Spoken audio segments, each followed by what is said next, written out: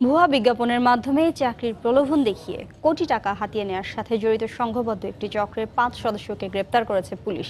আটককৃতরা online ভিত্তিক job searching portal BD jobs ব্যবহার করে এমন বিজ্ঞাপন তৈরি করত।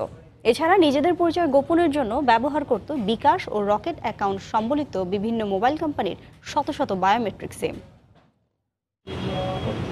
কাতার ভিত্তিক প্রতিষ্ঠান ডেল্টা গ্রুপের নিয়োগ বিজ্ঞপ্তি, পদের নাম স্টোর ম্যানেজার। আকর্ষণীয় বেতন, থাকাও যাবে পরিবার সহ, এক কথায় লোভনীয় অফার।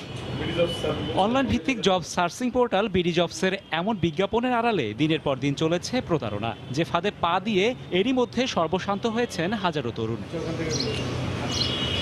মঙ্গলবার এমনই এক প্রতারক চক্রের 4 সদস্যকে গ্রেফতার করে তেজগাঁও শিল্পাঞ্চল থানা পুলিশ। চক্রের প্রধান শাহিন হায়দার। প্রাথমিকভাবে চাকরি প্রার্থীদের সাথে যোগাযোগ রক্ষা করতেন তিনি। হাসান ও তাজুলের দায়িত্ব ছিল অন্যের নামে বায়োমেট্রিক রেজিস্ট্রেশন করা সিম সংগ্রহ করা। বিডি জবসে একজন লোক আছে মুস্তাফিজ রহমানে, এটাতে বিজ্ঞাপন দেয়। বিজ্ঞাপন দিলে পরে কেউ আবেদন করলে ওই আবেদন থেকে আমার নাম্বারটা দেয়, আমি কথা বলি। আমার নীলক্ষেত দোকান আছে, অবিকল এটা বানাই দিতাম আর কি, তারিখ তুরিখ চেঞ্জ করে।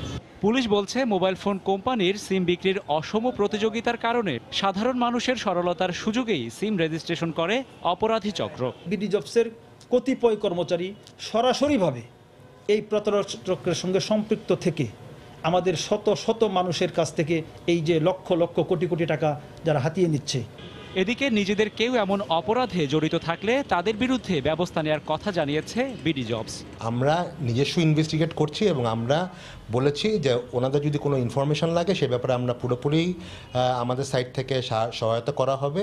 এমন প্রতারক চক্রের বিরুদ্ধে জনসচেতনতা বাড়ানোর পাশাপাশি সেবাদানকারী প্রতিষ্ঠানগুলোকে আরও বেশি দায়িত্বশীল হওয়ার পরামর্শ আইন শৃঙ্খলা রক্ষা বাহিনীর।